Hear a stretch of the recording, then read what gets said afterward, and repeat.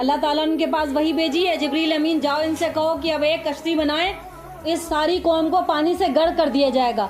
تو اونچائی پر جا کے پہاڑ پر وہ کشتی بنا رہے، اب کہا کہ کشتی بنا، اونچے پہاڑ پر کشتی بنانا۔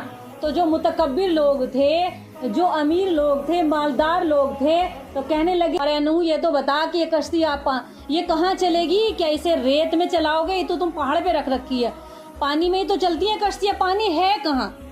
تو لوگ مذاق اڑا رہے ہیں نبی کا، لوگ کیا کر رہے ہیں؟ مذاق اڑا رہے ہیں۔ جب کسی کو دین نصیحت کی دعوت دی جاتی ہے نا تو لوگ انکار کرتے ہیں، اچھے لوگ ان کا ساتھ دیں گے۔ جیسے قرآن میں آئے تھے یا ایھا الذین آمنوا کونوا مع الصادقین، ایمان والو سچوں کے ساتھ ہو جاؤ۔ قرآن نے کہا ہے کہ سچوں کے ساتھ ہو۔ اب ہر ایک انسان جانتا ہے کہ سچا کون ہے، جھوٹا کون ہے۔ اب جب قوم مذاق اڑانے لگی اور کہا کہ اسے بیل کھینچیں گے یا ریت پر چلے گی تو کہاں چلے گی؟ پر تو کشتی چلتی ہے، پانی کا تو کہیں نام و نشان نہیں ہے، اور برسات ہوئے، پانی بارش برسے ہوئے تو کتنا وقت گزر چکا، کہاں سے چلے گی کشتی ہے؟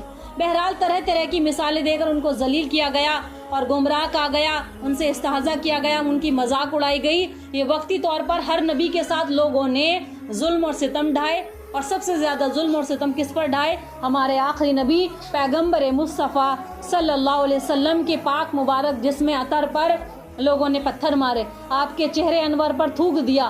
عالی نسب والے، اعلیٰ خاندان والے، اعلی مقام اور اعلیٰ مرتبہ رکھنے والے، جن کے سینے پر اللہ نے قرآن نازل فرمایا، سب سے زیادہ تکلیف، سب سے زیادہ پریشانی۔ یہ واقعہ میں اس لیے بتا رہی ہوں کہ ہم اپنی کہ ہم ہے کون، اپنی اوقات، اپنے مقام، اپنے مرتبے کو پہچانو کہ ہم لوگ اہل ایمان والے ہیں۔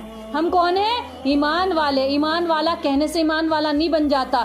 جیسے کہ کوئی کہے مجھ سے کھانا بنانا آتا ہے، تو آپ کیا کہیں گے؟ پہلے بنا کے دکھاؤ، تبھی تو پتہ چلے گا آپ کو۔ کہنے والے تو کہتے ہیں ہم سے تو اتنی ڈش آتی ہے، ہم سے تو یہ آتا ہے، لیکن جب آپ بنا کے دکھاؤ گے نا سامنے والے کو، جب یقین آئے گا کہ ہاں بھائی یہ پرفیکٹ ہے، بندی کھانا اچھا بناتی ہے، بنا کے کسی کو کھلاؤ گے تو ایسے ہی اگر ہم نے کہہ دیا ایمان والے، تو اللہ جانتا ہے کہ ایمان والے بن کر ایمان والے گھروں میں کام کون سے انجام دے رہے ہو۔